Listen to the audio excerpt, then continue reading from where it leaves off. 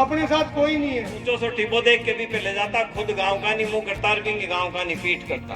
और मैं ऐसा मजबूत आदमी हूँ, वो रूड़ा राम जी का सिपाही और जो घोड़ा चुराने वाला है वो इस देश के वो उद्योगपति है जिन्होंने हमारा हक चुराया। घोड़ा वाला देश जागरण। हमारे में इस युवा पीढ़ी को तो टाइम ही नहीं है, मोबाइल से ही टाइम नहीं है। किसानों के लिए, किसानों के हक हकूक के लिए पूरा जीवन अपना जो है संघर्ष में बिताया है। यदि इस धरती पे कोई भगवान है, कोई अपनी जमीन को अपनी माता से बढ़कर मानता है, वो कभी आप में ये झांक के देखो कि क्या आप अपना काम कर रहे हैं।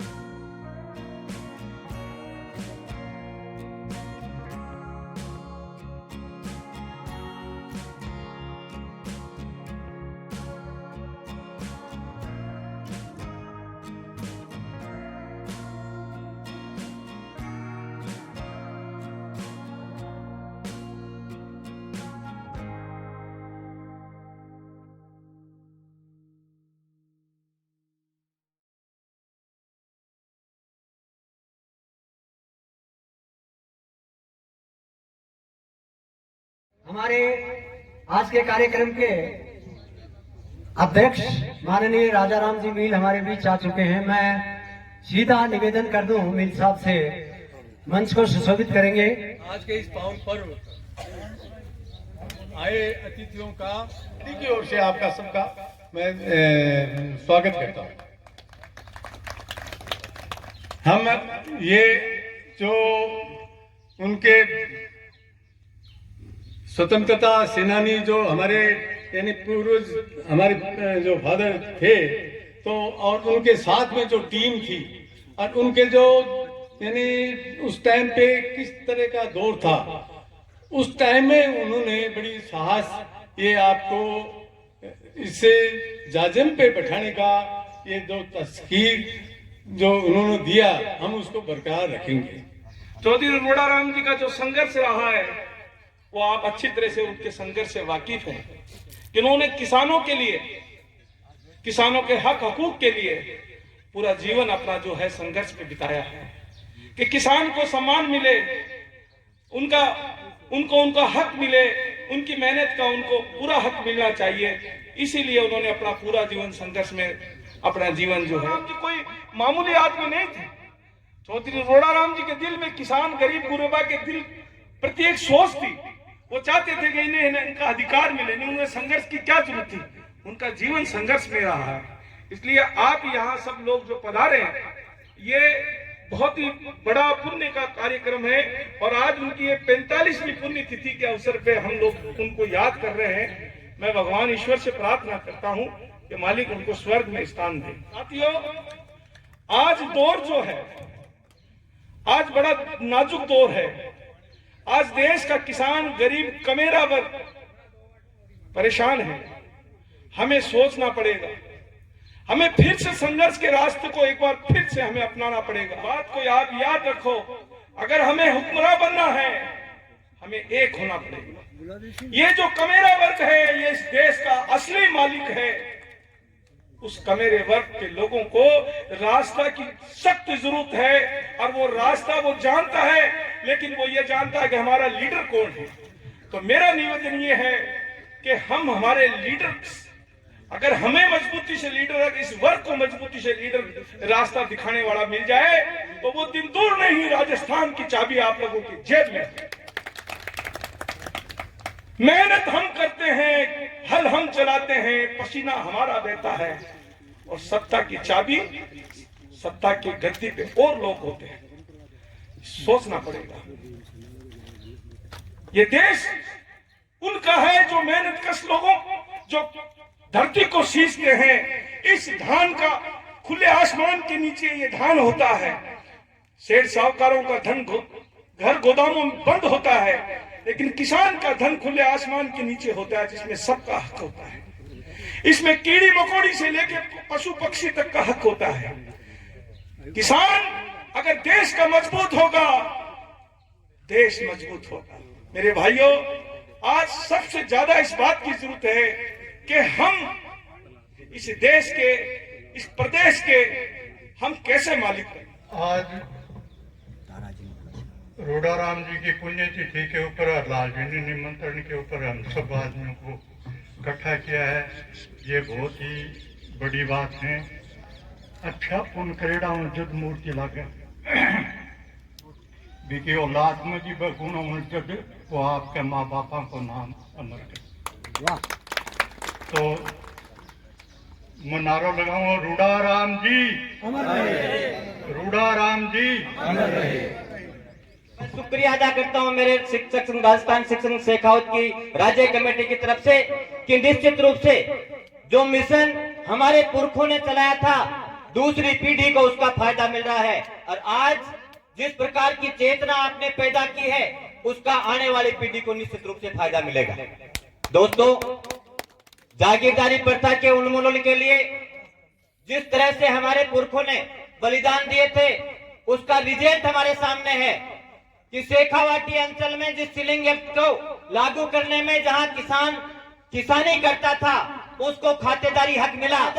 जो प्रयास, जो संघर्ष होते हैं, निश्चित रूप से आने वाली पीढ़ियों को उसके फायदे मिलते हैं। दोस्तों, सीकर की धरती पर जिस प्रकार से किसान मूवमेंट हमारे आजादी के पहले और आजादी के बाद में चले, निश्चित रूप से आज इस पूरी पट्टी को सीकर से लेकर नवलगढ़ और लक्ष्मणगढ़ के बीच जो पट्टी आपको दिखाई दे रही है, इस पट्टी को आप देख रहे हैं। इस पट्टी में सबसे ज्यादा जागरूकता आई है, और उस जागरूकता में हमारा कोई योगदान नहीं है, हमारे पुरखों का योगदान है। उन्होंने कुरीतियों के खिलाफ भी संघर्ष किया था, उन्होंने जागीरदारों के खिलाफ भी संघर्ष किया था, उन्होंने गुलामी के खिलाफ भी संघर्ष किया था। और उस जंगे आजादी में जिस प्रकार की हमें प्रेरणा देकर गए हैं, उसी का रिजल्ट है कि आज इस पूरी पट्टी में हमें इतने कर्मचारी मिलेंगे, इतने वो बातें मिलेंगी जो अन्य क्षेत्रों में हमें कुरीति के रूप में देखने को मिल रही है। हमने कुरीतियों का भी बलिदान किया है, हमने शिक्षा के क्षेत्र में भी अग्रणी भूमिका निभाते हुए आज हम देख रहे हैं कि पालनी हो, चाहे कूदन हो, चाहे पलताना हो, चाहे थोरासी हो, चाहे गोटड़ा हो या चाहे दिनारपुरा हो, इस पूरी पट्टी में हर दूसरे या तीसरे घर में एक शिक्षक या कर्मचारी मिलेगा। ये हमारे उन पुरखों की सोच और चिंतन और संघर्ष का रिजल्ट है। हमें जो रास्ता, जो हमारे पूर्वज जो दिखा के गए हैं, आज जो हालात है, कहीं न कहीं हम पूर्वजों के रास्ते से भटक चुके हैं। मेरे से पहले जो उपेंद्र जी शर्मा ने कही बात, ये निश्चित तौर पे हम हमारे महापुरुषों की बात को मानने के लिए तैयार नहीं। उसी का परिणाम है कि आज जिसको अन्नदाता कहते हैं, भगवान कहते हैं, क्योंकि वास्तव में यदि इस धरती पे कोई भगवान है, वो ये अन्नदाता ही है। यदि वो धरती का सीना फाड़कर अन्न उगाकर हर मन, चाहे वो जीव हो, चाहे जंतु हो, चाहे मानव हो, चाहे कोई भी हो, उसका पेट भरने का काम ये किसान करता है। और सबसे ज्यादा यदि वर्तमान हालात के अंदर सबसे ज्यादा यदि किसी के ऊपर मार पड़ रही है, तो वो इस किसान के ऊपर ही पड़ रही है। साथियों, हमारे जो महापुरुष हुए, चाहे सर छोटू राम जी हुए, चाहे चौधरी चरण सिंह जी हुए, हमें हमारे महापुरुषों को पढ़ना होगा, उनकी बात को समझना होगा। उन्होंने उस समय जब गुलामी का दौर था, उस समय इस किसान को हक और हकूक दिलाने के लिए कुर्बानियां दी, संघर्ष किए, हमें लाइन दे के गए, परंतु हम लोग संघर्ष को कहीं न कहीं हमारे निजी हित में उनके संघर्ष को बेचने का काम किया, निजी हित में बेचने का काम किया। हमारे महापुरुषों ने ऐसा सपना देखा था। परम पूज्य बाबा साहब डॉक्टर भीमराव अंबेडकर जी जो भारत का संविधान लिख के गए, इस देश के तमाम, चाहे वो गरीब हो, चाहे अमीर हो, चाहे राजा हो, चाहे रंग हो, हर व्यक्ति को एक वोट का अधिकार देके गए। एक वोट एक गिनती, यानी कि सबको एक वोट का अधिकार देके गए। वो इस आशा और उम्मीद के साथ, इस सोच के साथ देके गए कि इस देश के अंदर सबसे ज्यादा संख्या किसी की है तो किसान और कमेरे वर्ग की है। किसान और कमेरे वर्ग की है। और ये सबसे ज्यादा इस देश के अंदर, चाहे वो सामंतशाही व्यवस्था के तहत पीड़ित रहा हो या अन्य व्यवस्था के तहत मतलब उस पर मार पड़ी हो, तो सबसे ज्यादा मार पड़ी है तो किसान और कमेरे वर्ग पर ही पड़ी है। ये इस देश में, उत्तर भारत में नहीं, मैं तो कहूँगा पूरे देश में एक ऐसा क्षेत्र है जिसने दुनिया को आगे बढ़ाने में या सभ्यता के विकास में या जागृति के लिए काम करने में अगुवाई। यहाँ पर शेखावाटी का किसान आंदोलन है, इतना मजबूत था कि जिसकी गूंज यहाँ तक कि यूरोप या इंग्लैंड के पार्लियामेंट में भी सुनाई दी थी। उसको याद करते हुए मैं कहना चाहूँगा कि ये जो जमाना है शेखावाटी के लिए, ये एक विशेष रूप से आगे रास्ता दिखाने के लिए, सोचने के लिए, समझने के लिए है। अब अपने को क्या करना चाहिए? किसी को मेरी बात अच्छी लगे या ना लगे, लेकिन मुझे एक बात अच्छी लगी, वो मेरे को किसान सभा अच्छी लगी और मैं किसान सभा में रहा। उसी किसान सभा के साथ सांजापुर रहे हम, राजा राम जी के साथ रहे हम, और जो किसान सभा के जो लोग थे वो सांजापुर में भी डटे रहे और वहां से इन राजा राम जी ने, राम जी ने जो आदेश दिए कि टोल बंद होंगे, तो यहाँ पे टोल भी बंद कर दिए। सीकर जिला एक ऐसा जिला है, 11 टोल थे और 11 महीने टस की मस नहीं होनी थी। बाकी जिले में ये नहीं थी। के बारे में इस युवा पीढ़ी को तो टाइम ही नहीं है, मोबाइल से ही टाइम नहीं है। उनकी जीवनी उन्होंने कभी पढ़ी नहीं होगी। अगर वो पढ़ लेते तो उनके जीवन में भी जोश भर जाता और किसानों के लिए वो भी संघर्षशील हो जाते। तो मैं आपसे ये निवेदन कर रही हूँ कि उनकी जीवनी को जरूर पढ़े और जो अपने समाज के किसानों के लिए संघर्षशील है उनका सहयोग हमेशा करें। मैं आपको एक छोटी सी बात बताना चाह रही हूँ। अपना किसान वर्ग है, उसको हर किसी चीज का पता नहीं है। आप बैंक में केसीसी करवाने जाते हो, उसमें आपका 200-400 रुपए का एक बीमा होता है। उसमें आपकी फसल का नाम लिखा जाता है। उस फसल में किसका नाम लिखा जाता है आपसे नहीं पूछा जाता। जागरूक होने की जरूरत है। हर अपना किसान है, केसीसी से जुड़ा हुआ है। जब केसीसी करवाने जाए और साल भर में उल्टी सीधी होती है, उस समय जो सरसों और चना जो कीमती अपना अनाज है उसकी केसीसी में अपनी बीमा जरूर करवाएं। इस चीज का भी ध्यान रखो। यहाँ पे बैठे हो, किसी को पता नहीं है ना इस चीज का, नहीं पता। तो ये जागरूक होने की छोटी छोटी सीढ़ियां हैं। अभी बरसात से फसल खराब हो गई अपनी, इसके लिए भी यही शर्तें हैं। तो ये कई शर्तें हैं। अपन मंच पे खड़े होके बात कर लेते हैं, भाषण दे देते हैं, घर पे चले जाते हैं, घर पे जाके भूल जाते हैं।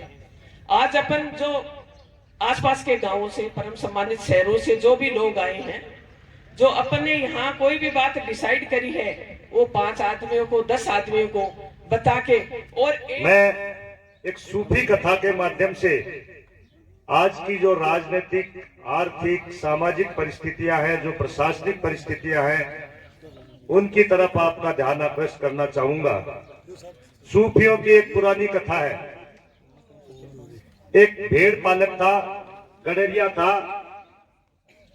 गांव के बिल्कुल नजदीक एक छोटी सी पहाड़ की टेकरी थी, उसके दूसरी तरफ जंगल था। वो गांव से सुबह अपनी भेड़ों को लेकर जंगल में चराने जाता था, रोज का काम था। दोपहर को उसकी पत्नी उसके लिए खाना लेकर आती थी। एक दिन समय बीतता गया, उसकी पत्नी खाना लेकर नहीं आई, तो उसको चिंता सताने लगी कि रोजाना वो समय पर आ जाया करती थी, आज क्या कारण हुआ होगा। कुछ दिनों से चल रहा था कि हिंसक जानवर आया हुआ है। उसने सोचा कहीं आते वक्त उसका शिकार नहीं हो गई हो, क्या हुआ है। ऐसी चिंता करते करते वो इधर उधर देखने लगा। जब आदमी को चिंता सताती है तो वो उसी चिंता के अंदर खोया रहता है। देखते देखते उसको काफी दूर पर एक पेड़ पर एक लकड़हारा लकड़ियां काटता हुआ नजर आया। तो उसको थोड़ा संतोष हुआ कि अपनी भेड़ों को इसके भरोसे छोड़ जाएंगे और गांव में जाकर पता कर लेंगे कि भाई पत्नी बीमार है या क्या क्या परिस्थिति है। वो उस गडेरिया के पास गया, गडेरिया उस लकड़हारे के पास गया और बोला, दोस्त तेरा भी जंगल से वास्ता, मेरा भी जंगल से वास्ता। मेरी पत्नी खाना लेकर आती थी, आज नहीं आई, मुझे चिंता हो रही है। वो थोड़ी दूर पे मेरी भेड़ें चल रही हैं, अगर तुम उनकी देखभाल कर लो तो मैं अभी गया और अभी आया। वो जो गडरिया था उसने सोचा कि ये कह रहा है कि आओ दोस्त बात करें, और मुझे लकड़ियां काट के, गीली लकड़ियां है, औने पौने दामों में बेचनी है, बहुत दूर जाना है, राशन लेके जाना है। तो उसने उसको हाथ हिला के मना कर दिया कि जा जा, मेरे पास समय नहीं है। उसने सोचा कि ये गडरिया, ये लकड़हारा ये कह रहा है कि तू आराम से चिंता मत कर, तेरी भेड़ों की रखवाली मैं कर लूंगा। वो गांव गया, गांव में पत्नी बीमार थी, वैद्य जी से दवाई दी, खाना खाया, खाना खा के जल्दी से आया। एक बड़ी चिंता की बात होती है जब हम दूसरों के भरोसे अपनी संपत्ति छोड़ के जाते हैं तो हमें चिंता सताने लगती है। उसको भी चिंता सताने लगी कि अनजान आदमी को मैंने भेड़ों की रखवाली के लिए छोड़ दिया, क्या पता मेरे रेवड़ को पूरा ही ले गया हो। जल्दी जल्दी आया, जैसे ही पहाड़ की टेकड़ी पे आया, जंगल में बकरियां भेड़ें चरती हुई मिली तो संतोष हुआ। फिर नजदीक जाके गिनती करी। जब गिनती पूरी हुई तो उसे विश्वास हुआ और उसने सोचा कि ये आदमी दोस्ती के लायक है। मैं इससे ज्यादा संपन्न हूं, ये मेरे से कम संपन्न है, इसलिए इसको कुछ इनाम देके और इससे दोस्ती की जाए। उसके रेवड़ में एक भेड़ लंगड़ी थी। वो सोच रहा था लगातार ये आती रहेगी जाती रहेगी, परेशानी में है, क्यों ना मैं इसको उसको भेंट स्वरूप दूं और उससे दोस्ती कर लूं।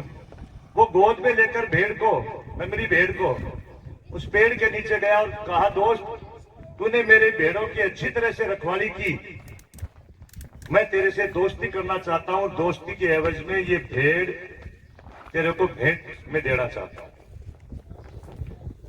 अब वो जो लकड़हारा था वो सोच रहा है कि ये कह रहा है कि तूने मेरी भेड़ की टांग तोड़ दी। उसने कहा, मैंने तेरी भेड़ की टांग नहीं तोड़ी। दोनों जिद करने लगे। वो पेड़ से नीचे उतरा, दोनों जिद करने लगे।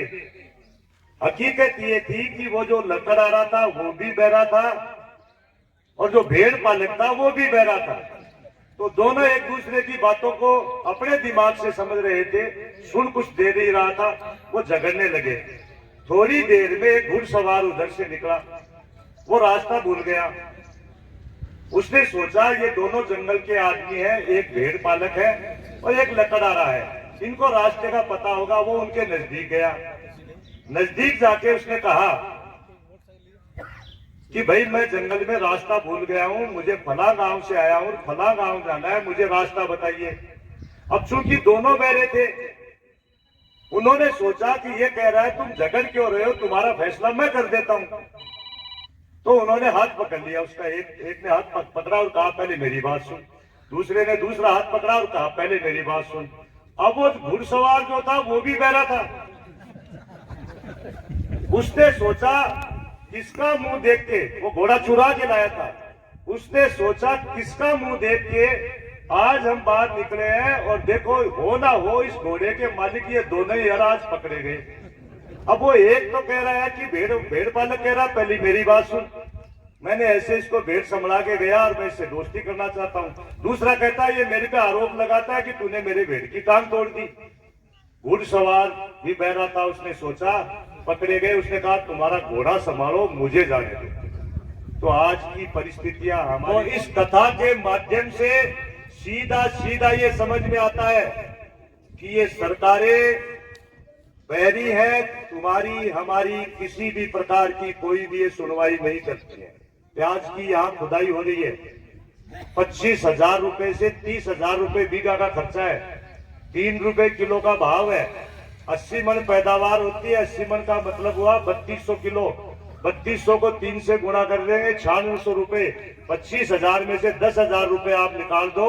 15,000 से 20,000 रुपए का प्रति बीघा का खर्चा है। ये प्याज उत्पादक किसान अपने खून और मैं ऐसा मजबूत आदमी हूँ, वो रूड़ा राम जी का सिपाही, जो उस गांव में मैंने घर घर रोटी खा के 54 में स्कूल चलाई, और जिस सीकर जिले के विद्यार्थी झुंझुनू में पढ़ते थे, वो आज सीकर जिला शिक्षा का हब है।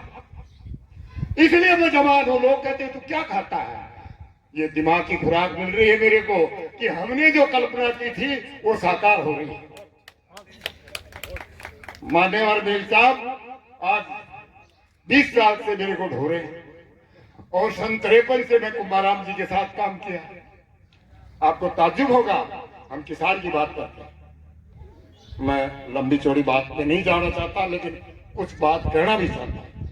हमने अध्ययन नहीं किया। चौधरी चरण सिंह को क्यों बुला दिया? हमारा बसिया था। सर छोटू राम को क्यों बुला दिया? राम रहीम की बात करते हैं और हिंदुस्तान की बात करते हैं, तब सर छोटू राम याद नहीं है। हम हमारे समाज को हम धोखा दे रहे हैं जो अगुआ बने बैठे हैं। हमको जड़ पे जाना पड़ेगा। माओस्तुंग की मां बीमार हो गई, उसने क्या कहा? वो रोने लगी। माओस्तुंग नौजवान था। बोला मां रो क्यों रही है? बोले बेटा मैं बीमार हो गई, मेरा बगीचा सूख जाएगा। बोले क्यों सूखेगा? मैं जवान हूं, पानी दूंगा। उसने पानी देना शुरू किया। मैंने 2 महीने में वो उसकी मां ठीक होके गई। माओस्तुंग पानी दे रहा था और मां ने देखा कि मेरा बगीचा सूख गया, तो जोर से रोई। तो माओस्तुंग ने क्या कहा?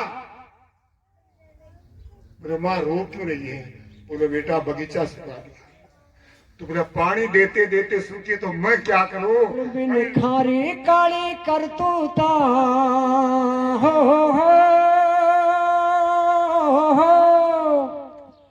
मिन खानी कारी कर तूता, वो हाथ हाथ न खावे है। मिनखा का मिनख बड़ा बैरी, घर घर में आग लगावे है। मिनखा की काली करतूता हो मिनखा की काली करतूता, ओ हाथ हाथ ने खावे है। मिनखा का मिनख बड़ा बैरी, घर घर में आग लगावे है। मायड़ रे माथे आगे, मायड़ री आख्या आ गया, बेटी जलती जावे है। अरे मोबाइल को आयो जमानो, छोरा छोरी भाग्या जावे है। अरे मोबाइल को आयो जमानो, छोरा छोरी भाग्या जावे है। अरे मिनखारी काली करतूता हो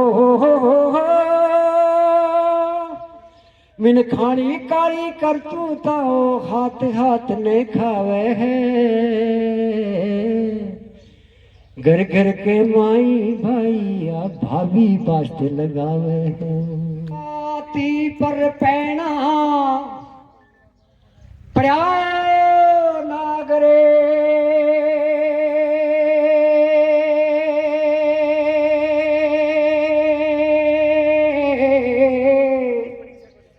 अरे धोरा वाला देश जागर, मोरा वाला देश जागर, ऊंटा वाला देश जागर, भोगा वाला देश जागर, शहीदा वाला देश जागर, करसा वाला देश जागर। उठ खोल उड़ी दिया खड़लिया, नैनारी मीठी नींद छोड़। रे रात नहीं अब दिन उगियो, सपनारो झूठो मोह छोड़।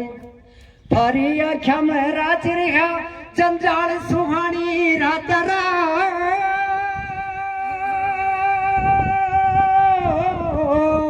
क्या बात है? तू कोट बनावा उन जुगरा, तू कोट बनावा उन जुगरा, तू लोड़ी बेदी पर बीत गयो सो गयो बीत पड़े बीत गयो सो गयो बीत अब उनरी झूठी आस त्याग रे धोरा वाला देश जागरे शहीदा वाला देश जागरे रे देख मिनकपुर जाए रहे हो मरण से मुश्किल है जीणू ए खड़ी हवेलियां हंसे आज इने झोपड़ियां को दुख दूणू धनवाला थारी काया का भक्षक बनता जावे है रे तू जागी खेतरा रखवाला रे तू जागी खेतरा रखवाला पहाड़ी खेत ने खावे है रे चकाऊ जाड़ा झोपड़ियां उन महिला के तो लगा आगरे ढोरा वाला देश जागरे मोरा वाला देश। सोचा है कि हमें युवा हैं जो हमारे बच्चे हैं उनकी भी बातें करनी चाहिए। आप नहीं करोगे तो कौन करेगा? आपके जो पूर्वज थे उन्होंने ये सोचते हुए उन स्वतंत्रता संग्राम में अपनी शहीद हुए थे, अपनी बलि दी थी कि आने वाली जो हमारी नस्लें हैं, आने वाली जो हमारी पीढ़ियां हैं वो अपने आप में स्वतंत्रता महसूस कर सके, वो आजाद हो जाए। उन्होंने तो अपना काम कर दिया, लेकिन कभी आप अकेले बैठे हो तो अपने आप में ये झांक के देखो कि क्या हम अपना काम कर रहे हैं? क्या हम एक किसान होने का धर्म अदा कर रहे हैं? ना, हम चाहे मैं मान लो, चाहे सामने बैठे हुए मान लो, चाहे मंच पे बैठे हुए मान लो, जब चुनाव आते हैं तब हम ये भूल जाते हैं कि हम किसान हैं या मजदूर हैं। वो आज जो ये नौबत आई है किसान वर्ग पर, युवाओं पर, जो ये सरकारें कहर ढा रही है, इनमें सरकारों का उल्लंघन नहीं है, कमजोरी हमारी है, तभी तो ये लोग आज हम पे राज कर रहे हैं। अगर हमारे में एकता होती तो क्या ये दिन देखने पड़ते? अगर हमारे पास एकता होती तो वहां 13 महीने सांजापुर बॉर्डर पर बैठने की हमको नौबत नहीं आती, क्योंकि इस देश में सबसे बड़ा अगर कोई समुदाय है तो वो किसानी समुदाय है। हमारे बच्चे पिछले दिनों में आप पे जब आई कि आपकी जमीन जा रही है तो आपने आंदोलन करना शुरू कर दिया। आपके बच्चों पे भी बहुत बड़ी एक समस्या आई थी, उस दिन आपके टस के मस नहीं हुए। दुख होता है इस बात का कि आप जब अपने समस्या आती है तो जय जवान जय किसान का नारा लेके एक आप अकेले नहीं, युवा साथियों को साथ लेके सांजापुर बॉर्डर पहुंच जाते हैं। लेकिन जब केंद्र की सरकार अग्निपथ योजना इस देश में लागू करती है उस समय आपकी जू तक नहीं रेंगती है। क्यों? कि ये तो बच्चे हैं, देख लेंगे। क्यों भाई? बच्चे आपके नहीं है, भविष्य किसका खराब हो रहा है? किसानी को तो आप बचा रहे हो, जवानी को कौन बचाएगा? और जवानी को अगर नहीं बचाओगे तो फिर आप किसानी बचाते फिरो। अगर आपके जो पूर्वज हैं वो अगर आंदोलन नहीं लड़ते तो आप आजाद नहीं होते, उनको कोसते आप। और स्वतंत्रता सेनानियों को प्रोग्राम है ये लिए के बात वो स्वतंत्रता सेनानियां क्या के लिए लड़िया, व्यवस्था बदलने के लिए लड़िया। दो ही बड़ा किसान नेता है, कुमाराम जी आर्य राजस्थान की बात करें, और दूसरा बड़ो नाम दौलत राम जी सारनाथ, राम लक्ष्मण की जोड़ी के पूरा राजस्थान क्या बोले जमीन जो भाव बाज नहीं थी, ज्यादा है तो दूसरे ने दे दो, ऐसी तिबाओ। और कुमाराम जी भी कानून ने ठोक करके लागू करो 1956 में, जमीन जो भाव दी ज्यादा पकाओ, खेत मेरो, घर मेरो, मेरा स्थिति। और बहुत शानदार पंचायत राज की व्यवस्था करी दौलत राम जी सारण मंत्री या पंचायत राज का, पंचायत राज को कानून ड्राफ्ट करो 2 अक्टूबर 1959 में नेहरू जी उद्घाटन करो। और सर्वश्रेष्ठ पंचायत की व्यवस्था अगर खटे ही तो मैं राजस्थान में ही, क्योंकि मैं गांव का आदमी मैं जानता पंचायत की व्यवस्था क्या करेंगे। मैंने सौ ज्यादा दुख जब हो जब पंचायत की व्यवस्था के अंदर तोड़ करके, जब पहले प्रधान के लिए कोई राजनीतिक पार्टियां की टिकट नहीं, ब्लॉक का मेंबर सिर्फ राजनीतिक दल का नहीं होता, साजिश करता मिल गया, गांव ने बिखेरा किया और बा व्यवस्था बदली, राजनीतिक पार्टियां की टिकट करी और पंच और सरपंचा की वोट की जगह ए ब्लॉक का मेंबरां का वोट देना शुरू करया। पंचायत राज के कानून में ग्राम सभा ने अधिकार मिलने की आवश्यकता है। अव्यवस्था परिवर्तन की लड़ाई लड़ने की जरूरत है। भविष्य की मांग है, देश की मांग के शानदार गांव बसाया अपना बुजुर्ग सब मिलके, सारी जातियां वाला, सारा धर्म वाला मिलके बसाया। वो गांव नहीं बसाया, कुटुंब बसाए। और भी कुटुंब के अंदर एक परिपाटी जो आज भी जिंदा है, पापड़ाई अपनी जाति छोड़ के जो भी दूसरी जाति है भी मैं अपना संबोधन जो दादाजी का बराबर है गाय मान दादो दादी कहा है और नाम लेके बोला दादो दादी कहा, पिताजी बड़ो है तो ताऊ ताई और छोटो है तो काको काकी, कोई जाति धर्म को पिताजी के साई नहीं, कोई महिला है तो बुआ और फूफो। और दूसरे गांव में जावा जब अपने गांव की कोई बच्ची मिल जाए, छोटी है तो भाई है सिर पे हाथ रख के 2 रुपया 5 रुपया देखे आवा नहीं देखे आवा। कुटुंब की शानदार व्यवस्था है गांव की। और अब क्या हो रही है, अब आपने चंका कर दिया। इस समरसता ने कायम करने को रास्ता है। मैंने बहुत पीड़ा है कि आने वाला पीढ़ी पढ़ नहीं पाओगी बात की। मैं पुरजोर समर्थन करूं उपेंद्र जी की बात में, क्योंकि मैं भी परिवार को बीकानेर स्टेट ही अब तो 4 जिला हो गया, बीकानेर, गंगानगर, हनुमानगढ़ और चोरू। पिंगो एक भी गांव ढाणी इसी नहीं है जैसे दौलतराम जी सारण पैदल नहीं गया हूं आपके जीवन में। और 287 स्कूल पैदल जाके झोपड़िया के अंदर खोल करके 1956 में गवर्नमेंट ने हैंडओवर करी। वे प्राइमरी स्कूल बनी रहे के एक बच्चे ने लड़ लड़ के पढ़ायो, आज बार उजाड़ने को काम करे जाए। वो किसानों ने जो आंदोलन किया, ऐसा आंदोलन कभी कोई कर नहीं सकता। दोबारा होना बहुत मुश्किल काम है। इस तरीके की रोडें रुकनी बहुत मुश्किल है। और आज अगर रोड रोकने जाएंगे तो ये सरकार कतई रोड पे नहीं आने देंगे इनको। तो और हम, आप कुछ भी कर लो, कुछ भी सोच लो, कोई भी पार्टी में रहो, ये मजदूरी करेंगे, नौकरी करेंगे, किसके करें। आज हमारे बच्चों को ये अग्निवीर और अग्निपथ जो बनाए, नाम तो बड़े अच्छे दिए। और ये अग्निवीर अग्निपथ, अच्छा इन्होंने 3 साल तक 3 या 4 साल तक कोई भर्ती नहीं ली। उसके बाद में अब लेना चालू किया है। पिछली बार इन्होंने 44,000 बच्चे लिए, 44,000 बच्चे लिए, तो वो 11,000 ही जाएंगे ना नौकरी में, तो क्या होगा फिर। तो इस तरीके का माहौल जो बना हुआ है, ये अग्निवीर अग्निपथ ये किस लिए तैयार कर रहे हैं, सकते हैं वही है। राज कांग्रेस करे, बीजेपी करे, अगला करे, पिछला करे, अपना कोई नहीं है, अपने साथ कोई नहीं है। अपने को तो कमा के खाना है, अपने बच्चों को पालना है और बच्चों को पढ़ाना है, आगे बढ़ाना है, ये काम अपना है।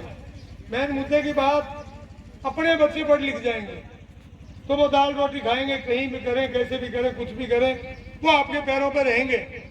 बहुत जरूरी बात ये है, मैं पिछले 23 साल मेरे को हो गया, 24 साल लग गया, जाट समाज के साथ जुड़ा हुआ हूँ, जाट समाज का काम भी करता हूँ।